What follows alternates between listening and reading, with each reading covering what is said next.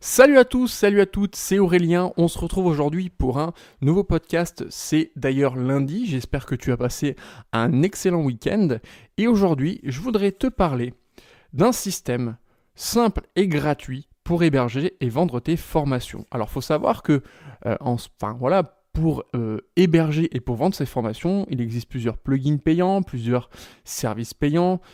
Quand on parle des services, je pense notamment il y a LearnyBox, il y a Presto Market, il y a Sales que j'aime beaucoup, et ces services te permettent d'héberger et de vendre tes formations.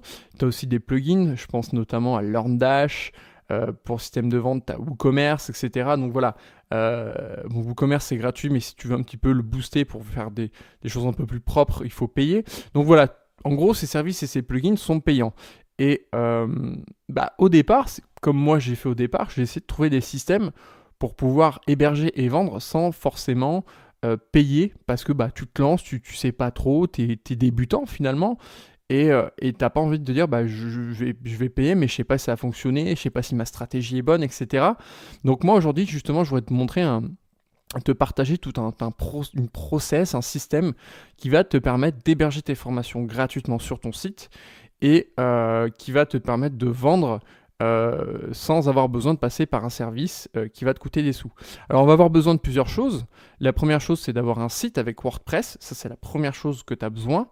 La deuxième chose que tu as besoin, c'est d'avoir de créer des pages avec WordPress. Bon, ça, rien de compliqué, hein, c'est le truc de base. Tu vas avoir besoin aussi d'un compte PayPal pour pouvoir payer, pour créer un système de paiement. Mais bon, voilà, PayPal c'est gratuit. Donc un compte PayPal, il te faut, et ensuite il te faut un formulaire de contact. Le plus connu, c'est Contact Form 7, si je dis pas de bêtises. Ouais, c'est ça, Contact Form 7. Ou alors un autre système de formulaire. Hein. Je te donne Contact Form 7, mais tu peux en utiliser un autre, il n'y a pas de problème. Hein. Donc comment ça va se passer ? Bon, déjà la première chose, il faut que tu aies un compte... Ah oui, alors, avant de t'expliquer le process, je voudrais juste te parler de deux choses. Si tu veux utiliser ce process qui du coup est gratuit, faut savoir qu'il va avoir deux petits désavantages par rapport aux services payants. C'est normal, les services payants sont prévus pour ça, donc forcément toi avec ce système gratuit tu auras quelques petits désavantages, mais ce sera gratuit. Le premier petit désavantage, c'est que ton système que je vais le système que je vais te proposer aujourd'hui, il n'est pas automatisé, il sera manuel. Donc quand une personne paiera sa formation, si tu vends une formation, quand la personne va payer, tu devras lui donner ses accès manuellement. Ça, c'est la première chose. Voilà. Donc, si tu es OK avec ça, cette solution, elle est bonne pour toi. Et la deuxième chose, et ça, ce qui est normal, par rapport à un plugin ou un service qui est prévu pour, ce sera moins sécurisé. Évidemment, un plugin, c'est étudié pour, les services sont étudiés pour sécuriser ton contenu. Là, évidemment, ce sera un système que tu vas faire toi-même. Donc, bien entendu, ce sera moins sécurisé que si tu utilises un service. Mais toujours pareil, un service, c'est sécurisé, c'est bien adapté parce qu'il y a une équipe derrière. Et forcément, toi, tu payes ce service, ce qui permet de payer ces équipes derrière pour de plus en plus sécuriser les services, etc. Toi, tu seras tout seul. Tu dis, moi, je me lance. Je me lance, j'ai rien à perdre, j'ai envie d'essayer. Donc Aurélien, ton système d'hébergement et de formation gratuite, ça m'intéresse. Dis-moi tout. Ok, je te dis tout, c'est parti. Alors, ce qu'il va falloir que tu fasses d'abord, c'est avoir ton compte WordPress et créer une page WordPress. Sur cette page WordPress, tu vas héberger le contenu de ta formation. Alors, tu peux en créer une ou plusieurs, il n'y a pas de problème. Par exemple, imaginons que tu as une formation qui fait 3 vidéos, soit tu mets...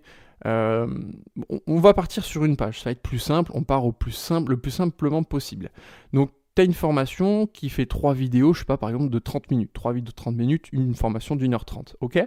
Donc, tu vas créer une page WordPress et tu vas mettre ton contenu vidéo. Alors, je sais pas si j'ai dit, mais voilà, on part sur l'idée de vidéo, mais tu peux mettre de l'audio, de l'écrit. Alors, à savoir que si tu fais de la vidéo, le mieux c'est pas de mettre tes vidéos sur ton WordPress. Pourquoi ? Parce qu'en général, le fichier vidéo c'est assez lourd, ça peut très vite prendre toute la capacité de mémoire de ton site, ce qui serait dommage parce que tu utiliserais beaucoup de mémoire de ton site rien qu'avec tes vidéos, donc c'est pas la bonne chose. Ce qu'il faut que tu fasses, c'est que tu héberges tes vidéos sur YouTube et que tu les mettes en non répertorié. Ça, c'est la première chose à faire. Si tu veux faire de la formation au format audio, bon là, tu peux mettre tes audios directement sur ton site, ça pèse pas très lourd, mais si tu dis que voilà, je veux pas héberger mes audios sur mon site, tu peux utiliser Libsyn, Podbean, SoundCloud, voilà, ces trois-là sont plutôt pas mal pour héberger du contenu audio. Et si tu fais du contenu écrit, de la formation écrite, là, tu écris ton article, pas de problème, quoi. Donc, si tu fais du contenu vidéo, tu vas sur YouTube, tu le mets en non répertorié ou alors Vimeo, mais là, il va falloir que tu payes. Si tu veux héberger tes contenus audio, si tu veux l'héberger de manière gratuite, tu l'héberges directement sur ton site. Et si tu veux les héberger de manière autre part que sur ton site pour pas utiliser la mémoire de ton site, tu as Libsyn, Podbean et SoundCloud, sachant qu'il y a une partie gratuite, une partie payante. J'en reviendrai peut-être dessus sur un autre podcast, ça pourrait être intéressant. Et pour l'écrit, il n'y a pas de problème d'écrire directement sur ta page. Donc, tu crées une page. On part sur l'idée de la vidéo. Tu crées une page. Ok. Tu vas ensuite sur YouTube. Tu héberges tes 3 vidéos sur YouTube. Ok. Ces 3 vidéos, tu les mets ensuite en non répertorié. Ensuite, une fois que tu as mis tes vidéos en non répertorié, tu peux exporter tes vidéos au format HTML. Ok. Donc tu vas récupérer le code HTML sur tes vidéos YouTube. Alors là, je suis pas devant YouTube, mais de tête, tu vas sur ta vidéo comme si tu étais quelqu'un. Ok. Tu peux faire partager et tu peux soit partager sur les réseaux sociaux ou intégrer. Et là, tu peux choper le code HTML de ta vidéo. Ok. Ensuite, tu vas aller sur ta page WordPress, ta page que tu auras créée. Et dessus, tu as... alors, je vais faire mieux. Je vais aller sur... je ne veux pas te dire de bêtises, donc je vais aller choper un site internet de quelqu'un pour créer une page et vraiment te dire ça à la perfection et pas te dire de bêtises. Alors, 30 secondes. Hein. Hop. Page. Ajouter. Voilà. Alors, tu as ta nouvelle page. Donc, voilà. Ensuite, au niveau de ton éditeur, tu peux voir, donc tu as tes trucs de paragraphe, la taille, mettre en gras ou pas, en italique, etc. Et sur la droite, tu as visuel et texte. Ce que je t'invite à faire, c'est à choper le code HTML de ta première vidéo, à aller sur ton éditeur et à mettre plein de X en majuscule. Tu mets plein de X en majuscule. Ensuite, tu passes donc en haut à droite, tu as visuel texte, tu passes sur texte, tu viens sélectionner tes X et tu viens coller à la place ta vidéo, donc le code HTML de ta vidéo. Et là, tu vas voir ta vidéo qui va apparaître comme il faut sur ton éditeur de texte. Et ensuite, tu vas un peu plus bas sur ton éditeur de texte, tu remets des croix et tu viens choper le code HTML de ta seconde vidéo. Et hop, tu retournes de visuel à texte et là, tu remplaces les X par le code HTML. Tu vois, tu as compris un peu le principe. En fait, les X te permettent d'avoir un repère. Là, c'est une page blanche, donc ça va, mais si tu as beaucoup de contenu écrit, par exemple sur une page, ça c'est la petite parenthèse, et que tu veux mettre une vidéo à un endroit bien précis, en fait, tu mets plein de X en majuscule et tu vas vite le voir, en fait, dans le côté, pas dans l'éditeur visuel, mais dans l'éditeur de texte, où en fait, tu as tout ton code HTML qui permet de créer ta page, et tu viens choper, en fait, tu viens voir, tu vas vite le voir, ces grands X en majuscule, et tu viens remplacer ces X par ton contenu HTML, en l'occurrence, qui est ta vidéo. Donc, une fois que tu as fait ça, tu as tes 3 contenus vidéo, tu écris du texte si tu veux, voilà, bienvenue dans la formation, nanana, tu viens ajouter du contenu, du texte, etc. Nanana. Voilà, enfin là, il n'y a rien de bien compliqué. Une fois que tu as fait ta page et que tu as mis tes 3 vidéos avec en plus le contenu texte pour ajouter un apport de valeur, ce que tu vas faire, c'est que en haut à droite, tu as la zone pour publier. Et tu as 3 petites zones. Tu as état, donc vu que tu n'as pas publié ta page, c'est en mode brouillon. Tu as la visibilité en public et tu as publié tout de suite. Et dans visibilité, si tu fais modifier, tu peux créer un mot de passe. Donc tu fais protéger par un mot de passe. Et là, ce que tu vas faire, c'est que tu vas entrer un mot de passe, n'importe lequel, tu rentres ton mot de passe, tu fais OK et tu publies ta page. Donc là, en fait, qu'est-ce que ça va faire ? Ça va te publier une page dont seules les personnes qui auront le mot de passe pourront accéder à cette page. OK ? Donc là, tu as fait la première étape. Tu as créé en fait l'hébergement de ton contenu protégé par un mot de passe. Qu'est-ce que tu as fait ? si tu as hébergé tes vidéos sur YouTube en mode non répertorié, tu les as importées sur une page que tu as créée sur WordPress, et cette page, tu l'as mis en visibilité protégée par mot de passe, tu as créé ton mot de passe. Donc là, en fait, tu as déjà hébergé le contenu de ta formation de manière sécurisée. Alors, sécurisé, je m'entends, comme je dis, c'est pas un service qui est prévu pour, donc là, c'est juste sécurisé par mot de passe. Mais ça peut déjà faire l'affaire quand tu te lances et que tu n'as pas forcément des finances pour acheter un service ou un plugin. Voilà, c'est surtout pour ça que je fais ce podcast. Ensuite, ce que tu vas faire, c'est que tu vas aller dans PayPal. Alors, si tu n'as pas de compte PayPal, je t'invite à créer un compte PayPal. Là aussi, ça pourrait être intéressant de te faire une vidéo pour t'expliquer comment créer un compte PayPal. En tout cas, voilà, je pars du principe que tu as déjà un compte PayPal. En haut, tu as ton menu. Tu as accueil, mon argent, activité, rapport, outils, plus. Et voilà. Tu vas dans outils et tout en bas, tu as tous les outils. Ensuite, tu vas aller chercher l'onglet boutons de paiement. Ajouter des boutons de paiement sur votre site pour accepter PayPal et les principales cartes bancaires. Donc, tu cliques dessus. Tu as deux cases. En gros, tu as la case où tu as déjà tes boutons créés et tu as une case à droite, une toute petite case où tu as créé un bouton, rapport, gérer les styles des pages de paiement. Donc, tu vas dans créer un bouton.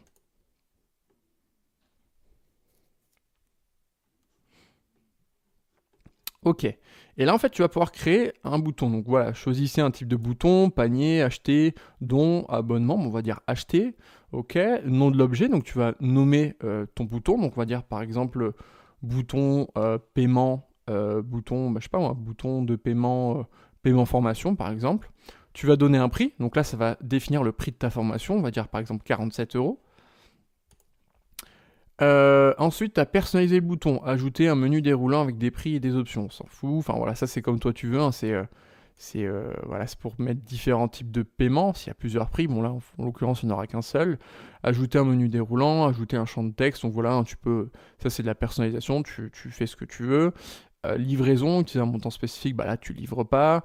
La TVA, bah ça va dépendre de quel statut tu as. Si tu es un auto-entrepreneur, tu n'as pas de TVA.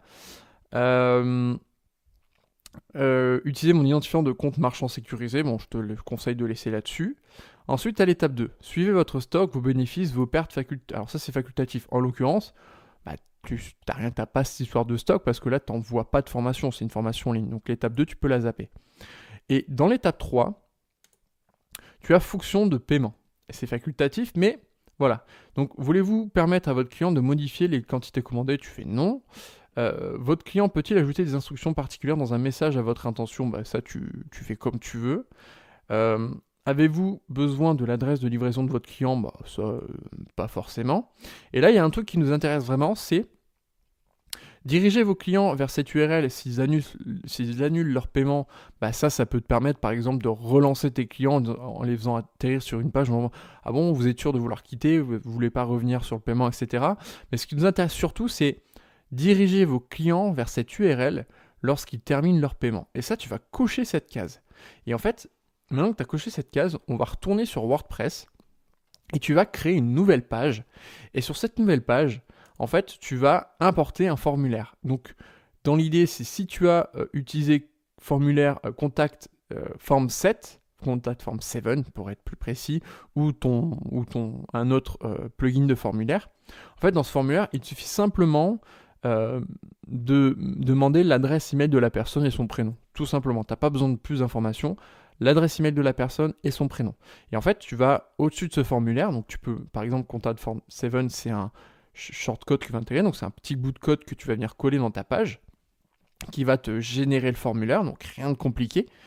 Et au-dessus de ce formulaire, tu peux mettre un message en disant merci d'avoir acheté la formation, veuillez remplir le formulaire ci-dessous pour que je puisse vous envoyer la page et les accès, la page qui contient la formation et les accès, le code d'accès à cette formation, par exemple. Comme ça, en fait, c'est ça où là, le coup, c'est pas automatisé. C'est-à-dire que une fois que tu as créé cette page de formulaire, tu viens copier le code HTML, tu vas retourner dans PayPal et dans l'onglet donc diriger vos clients vers cette URL lorsqu'ils terminent leur paiement. Donc dans les configurations du bouton PayPal. Donc je rappelle, c'est dans l'étape 3, fonction de paiement, et diriger vos clients vers cette URL lorsqu'ils terminent leur paiement. Et ici, tu vas venir coller l'URL de la page que tu as créée où il y a ton formulaire. Et tu viens créer le bouton. Une fois que tu as créé le bouton, il reste une dernière page à créer. Et cette page, elle va te permettre de vendre ta formation. Par exemple, si c'est une page de vente, par exemple, on part dans l'idée un peu comme fait Antoine Blanche-Maison. Tu as quoi? Tu as une vidéo de vente. Donc, c'est la même chose. Tu viens importer, tu viens créer ta vidéo, par exemple. Là, tu peux la laisser en public, par exemple. Tu la mets sur YouTube. Tu viens partager cette vidéo. Tu dis que tu veux l'importer sur un site. Donc, tu viens copier le code HTML. Dans la nouvelle page que tu as créée, tu viens coller la vidéo. Tu peux mettre un petit speech de vente. Et ensuite, tu viens intégrer ton bouton de paiement qui, pareil, ça va être un code HTML. Ça va générer un code HTML. Tu viens le copier, et tu viens le coller en dessous. Et là, tu as tout ton process de système simple et gratuit pour héberger et vendre ta formation qui est en place. Donc en gros, là, qu'est-ce qui se passe? Tu as une page qui a une vidéo de vente avec un speech de vente et ton bouton de paiement. Les gens sont intéressés, ils vont cliquer sur le bouton de paiement, ils vont effectuer leur paiement. Une fois qu'ils ont effectué leur paiement, ils sont dirigés vers une autre page que tu auras créée qui est celle avec le formulaire. Donc là, tu as un formulaire qui dit, dans la page tout en haut, il y aura marqué « Merci de votre achat, merci de votre confiance, nanani nanana ». Et surtout, veuillez remplir le formulaire afin que je puisse vous envoyer le lien de la formation avec le code pour y accéder. Voilà, ça peut être ça. Donc les gens, ils remplissent leur adresse email, leur prénom. Toi, ton formulaire de contact, en fait, tu peux le paramétrer. Bon, je ne suis pas rentré parce qu'il n'est pas compliqué. Il suffit juste de suivre les étapes, etc. Tu indiques, en fait, dans ton formulaire, tu auras indiqué dans ton formulaire à quelle adresse email ça t'envoie les réponses. Donc là, dans ta boîte mail. Et donc, toi, dans ta boîte mail, tu vas recevoir l'email de la personne, son prénom, et tu sauras que cette personne a acheté ta formation.